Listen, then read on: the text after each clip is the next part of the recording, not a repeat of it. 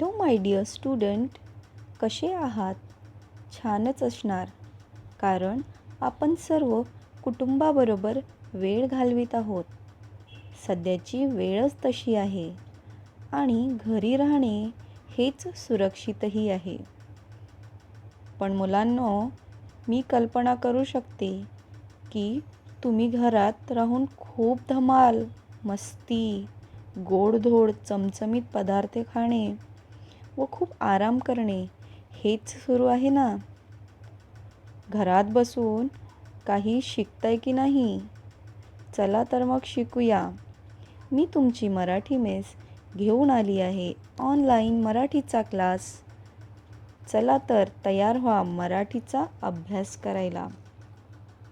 विद्यार्थी मित्रांनो, मनुष्य हा सतत शिकणारा प्राणी आहे. केवळ शाळेतच नव्हे तर दैनंदिन जीवनात येणारे अनुभव, निरीक्षण यातूनही मनुष्य हा सतत शिकत असतो. ज्याला शिकण्याची आवड असते तो अगदी कुणाकडूनही शिकतो. अगदी छोट्याशा मुंगीकडूनही शिकतो. उदाहरणार्थ, भिंतीवर चढणारी मुंगी जेव्हा आपण बघतो तेव्हा ती सतत चढताना खाली पडते, पण ती भिंतीवर चढणे सोडत नाही. ती सतत प्रयत्न करत असते, कारण तिला त्या ठिकाणी पोहोचायचं असते. ते ठिकाण म्हणजे तिचे ते लक्ष्य असते, टार्गेट असते. ते टार्गेट तिला पूर्ण करायचं असते. या उदाहरणावरून आपण हे शिकतो की चिकाटी आणि जिद्द असेल तर काहीही साध्य करता येते. अशीच काही शिकवण्यासाठी व शिकण्याची आवड निर्माण करणारी अशीच शिकण्याची आवड दर्शविणारी कल्पकता आपण पुढील कवितेतनं शिकणार आहोत. ती इयत्ता 4थी, पुस्तक मी आणि मराठी, भाग 4. कविता पहिली, आकाशातल्या चंद्रा. पुस्तकातील या पानाला जर निरीक्षले तर या चित्राला पाहून एक आतुरता वाटते व या कवितेत नक्की काय सांगितले आहे याची आवड निर्माण होते. चला तर प्रथम कवितेचे वाचन करूया व त्यानंतर कविता समजून घेऊया. कवितेचे वाचन.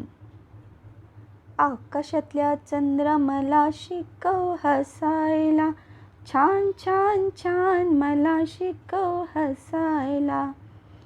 झाडावरच्या पोपटा मला शिकव बोलायला, गोड गोड गोड मला शिकव बोलायला. समुद्रातल्या माश्या मला शिकव पोहायला, छान छान छान मला शिकव पोहायला.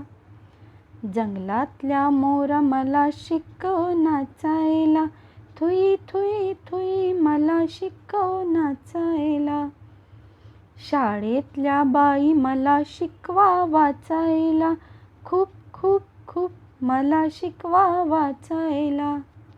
शाळेतल्या बाई मला शिकवा लिहायला, खूप खूप खूप मला शिकवा लिहायला. आकाशातल्या चंद्रा या कवितेचे वाचन तुम्हालाही याच पद्धतीने करायचे आहे व पाठांतरही याच पद्धतीने करायचे आहे. कवितेला समजून घेऊया. कवितेचे पहिले कडवं आहे, आकाशातल्या चंद्रा मला शिकव हसायला, छान छान छान मला शिकव हसायला. चंद्राला ढगांनी कितीही लपवले तरी चंद्र ढगातून बाहेर निघतो. ज्याप्रमाणे चंद्र रात्री प्रकाश देतो त्याचप्रमाणे चंद्र एक स्मितहास्यही देतो. जेव्हाही आपण चंद्राकडे बघतो तेव्हा आपल्या चेहऱ्यावर आपसुकच एक स्मितहास्य येत असतो. आपण हसल्याशिवाय राहत नाही. म्हणून अशाच या चंद्राकडनं या मुलीला हसायचं शिकायचं आहे. कसे चंद्र स्मित हास्य देतो ते हसणे या चंद्राकडनं शिकायचे आहे. कवितेचे दुसरे कडवं. झाडावरच्या पोपटा मला शिकव बोलायला, गोड गोड गोड मला शिकव बोलायला. पक्ष्यांमध्ये गोड बोलणारा पक्षी म्हणजे पोपट. तो जेव्हा बोलतो तेव्हा त्याचे मिठू मिठू गोड शब्द आपल्या सर्वांना आवडतेच. तेव्हा अशा गोड बोलणाऱ्या पोपटाकडून मुलीला गोड बोलायचे शिकायचे आहेत. तिसरे कडवं.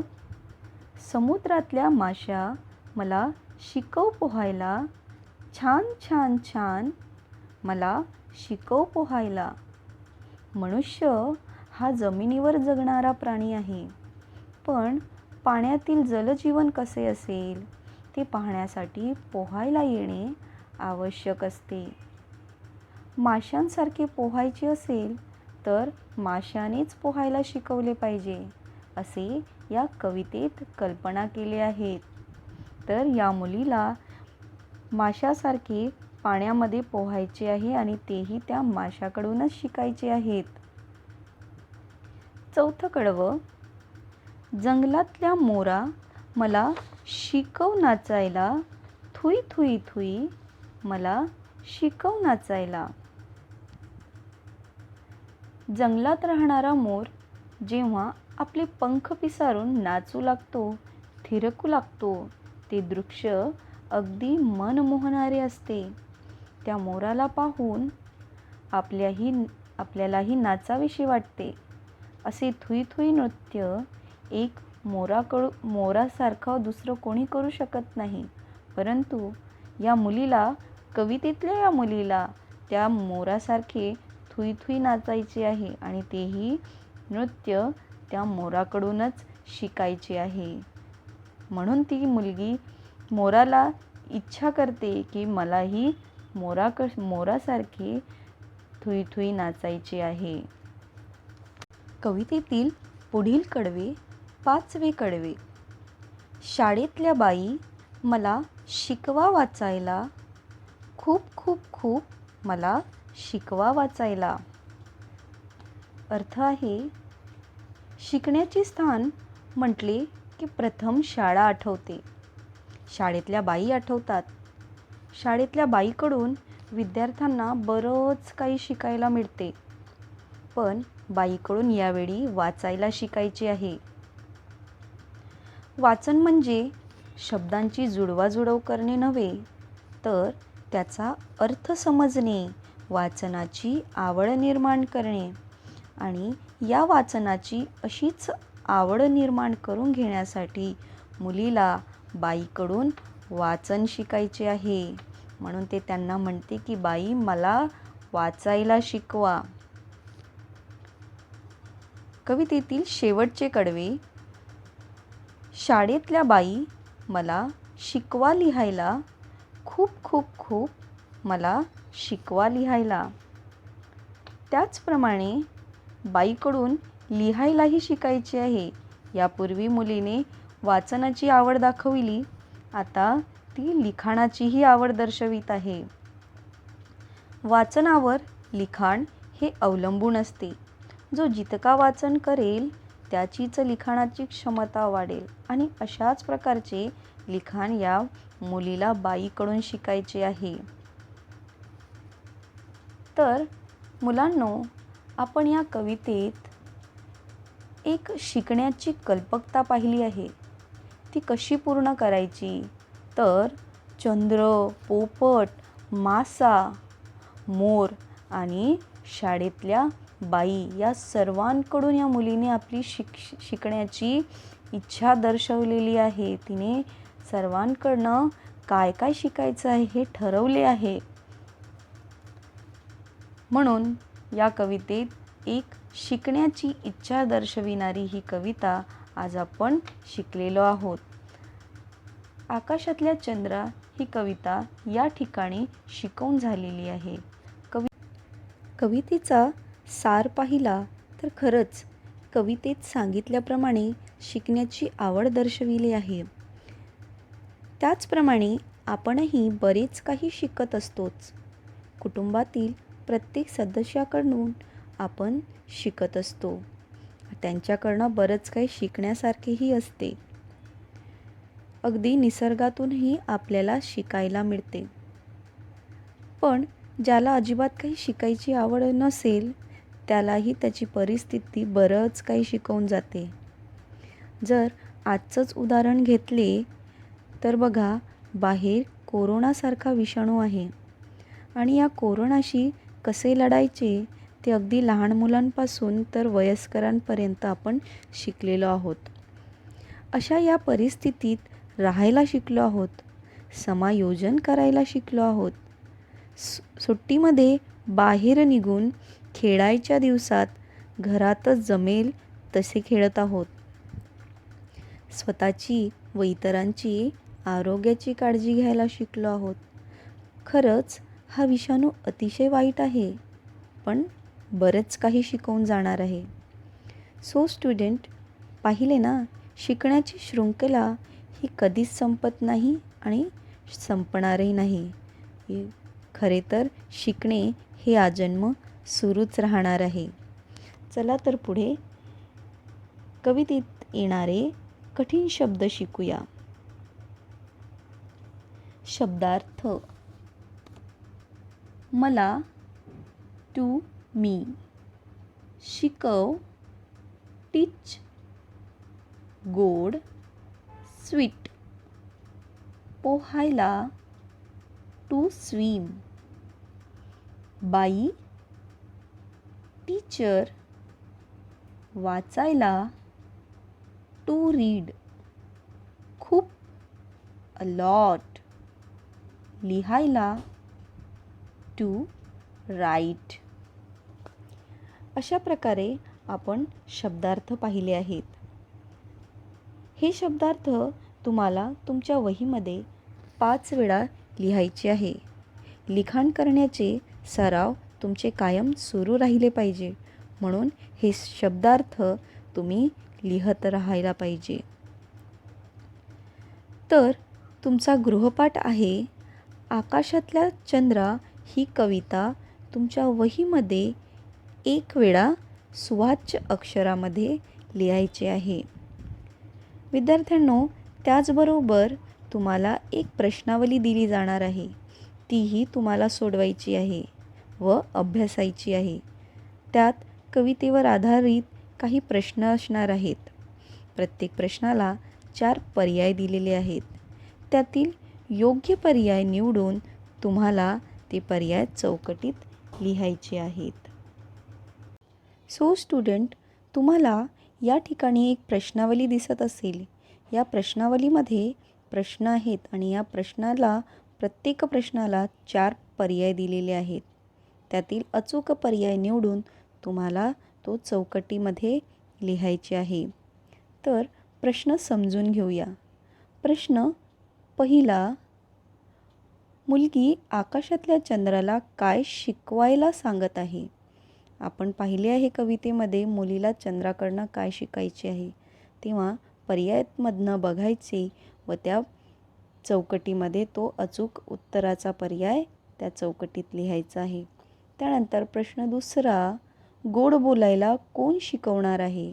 कवितेत आपण हे सुद्धा पाहिलं आहे की गोड गोड कोण बोलतो आहे आणि मुलीकडनं कोणाकडनं शिकायचं आहे.